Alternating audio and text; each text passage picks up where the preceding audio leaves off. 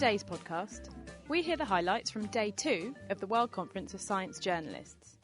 We find out the winner of the bid to host the next conference in 2011, and delving into the sessions themselves, we'll be investigating the role of public relations in science journalism across the world.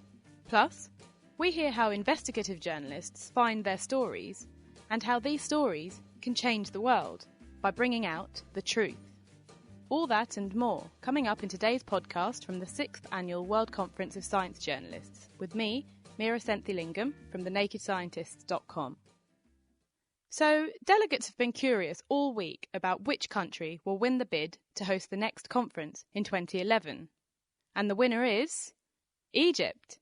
So I spoke to the now former president of the World Federation of Science Journalists, Pallab Ghosh, to find out how the board made their decision. Well, we had 4 really strong bids. It was Finland, Uganda, Kenya, and a joint bid by the Arab Science Foundation and the American Science Association. It was a difficult choice. The executive board pondered long and hard. But at the end of the day, one of the things that was important to the board was the culture that previous conferences had built, which was about critical, challenging science journalism, that the value added that science journalists bring is to ask the awkward questions, not just to campaign groups, not just to people who are obviously wrong, but to governments, corporations, and even scientific institutions who have their own agendas. So what we've been trying to do at the London conference is to get journalists that come along to be a bit more journalistic, to be a bit more kick-ass. And we felt that the vision provided by the joint US and Arab bid would provide that.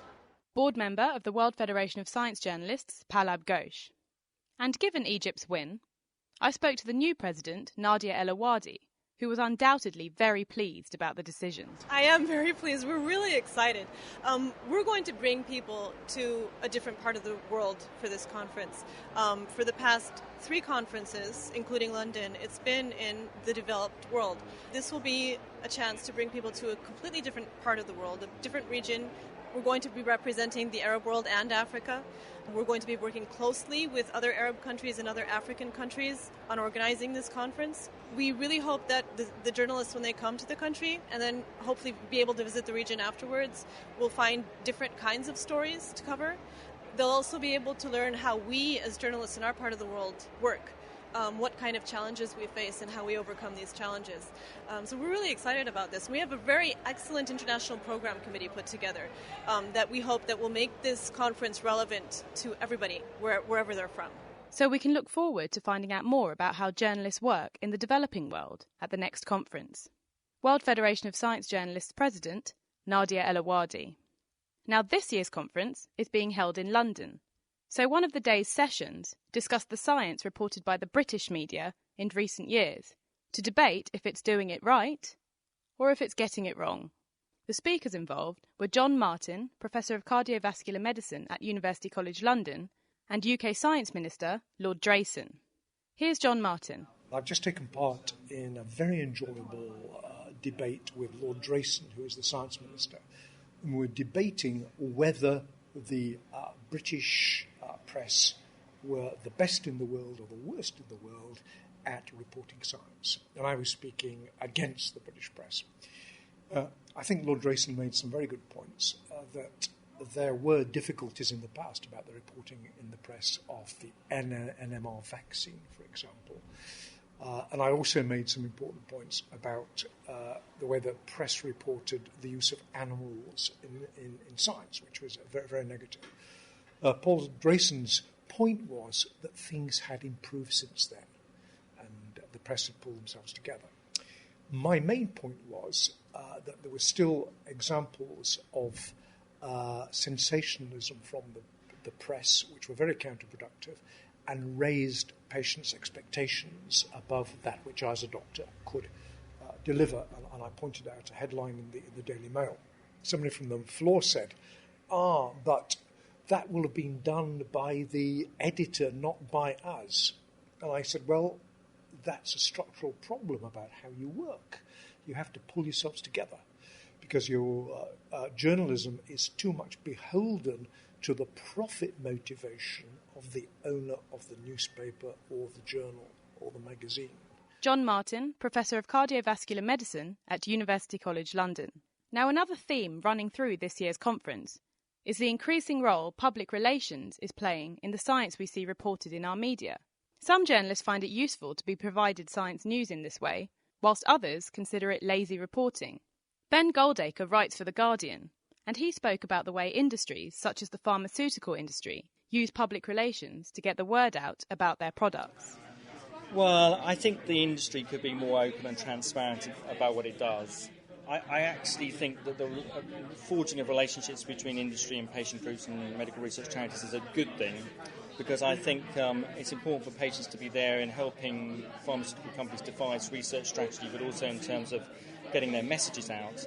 Where I have a real problem, actually I don't know why they do this, because they don't need to do this, is where a company decides to set up a patient group and fund it and try and pretend it's something that it isn't. And I think that's something I worry about a lot, because I think that's being duplicitous with the public, and I think we should all be careful. We should all be monitoring that very carefully. The industry bodies, charities, the media. I think we should come down on it as hard as we can. And those groups who are approached to be involved in this, I think they should question and scrutinise very closely what they're being asked to do and how they approach it. Absolutely. I think we've all got to be casting a much more critical eye in a mass communication environment. I mean, that's one of the key messages from today, I think. So we've heard Ben's views on PR in the Western world. But what about in developing world countries such as South Africa? I spoke to Christina Scott, African news editor for SciDev.net, to find out. Most science journalism in South Africa is heavily reliant on press releases. And there is a lot of unscrupulous reusing of press releases word for word, or translating them into the various local languages and claiming them as their own work, when in fact it's just come straight off a press release. And I have a love-hate relationship with press releases. I have a lot of reporters in my capacity as African news editor of the Science and Development Network website who think that their job is to take a press release and quote from it without even identifying the fact that it's a press release. And I find it very hard for them to persuade them not to do that.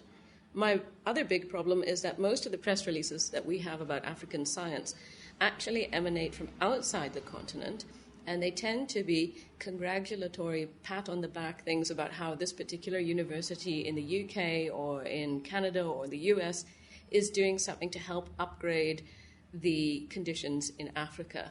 And it becomes a type of charity. I mean, if I relied on international press releases to cover African science, it would sound like nobody's actually doing anything themselves on the continent. Everything is being done for us by outsiders, and that would be a complete misrepresentation of the situation. So I'm really happy to get a decent press release, but I don't actually get that many from inside the continent right now. So Christina doesn't really trust or rely on press releases, but sees that many journalists across the African continent are becoming reliant on them. Now, as well as looking into public relations, the sessions today also brought attention to investigative journalism. James Randerson from The Guardian chaired a session discussing how investigative journalists find and break their stories, and the morning saw a session titled 4 Science Journalists That Changed the World. Quite a title, and they truly did change the world.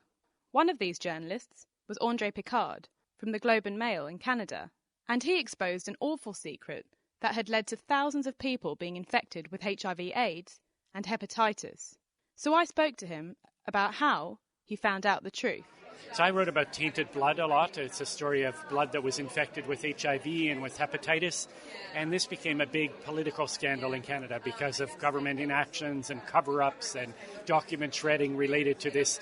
What started out as a medical issue became a big social and political issue for us. Now, it's quite interesting the way you actually started out looking into this, though. Yes, it just became a series of coincidences. We saw a little story about it out of France, and then a president of our Haemophilia Society was fired, and then there was new hepatitis testing. So these were all sort of seemingly unrelated, but we made us wonder how much blood is infected if there's all this disparate action taking place. And so what exactly did you find? So what were the numbers and the facts about basically what wasn't being reported?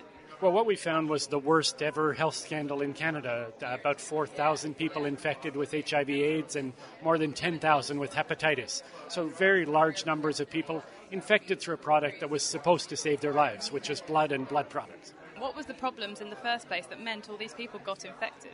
There were a lot of different issues at play.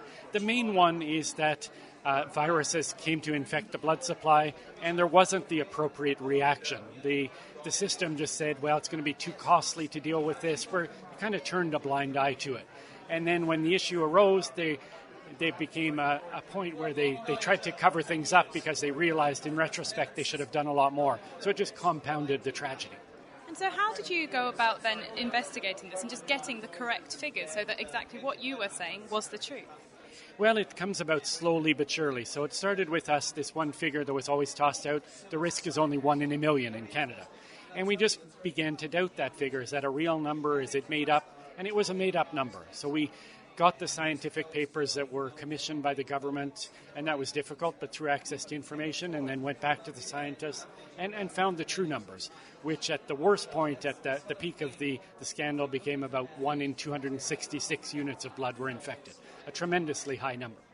And did you face any battles in terms of actually getting this out there? Well, there was a lot of pressure because we were essentially attacking an institution, the Red Cross, which did a lot of wonderful work, and we never shot that down, but they made big mistakes, and they killed people. So there was a lot of pressure. Why are you attacking this venerable institution? You're going to make it difficult to collect blood, and that's going to kill people. So yes, there were all kinds of pressures, but the essential issue for us was getting the truth out there, resolving this issue so it didn't happen again.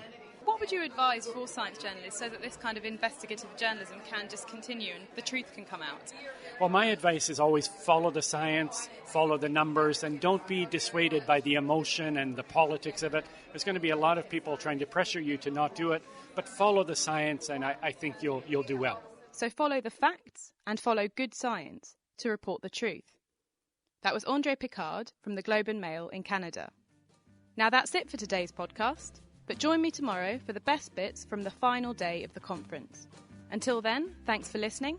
I'm Meera Senthilingam from thenakedscientist.com.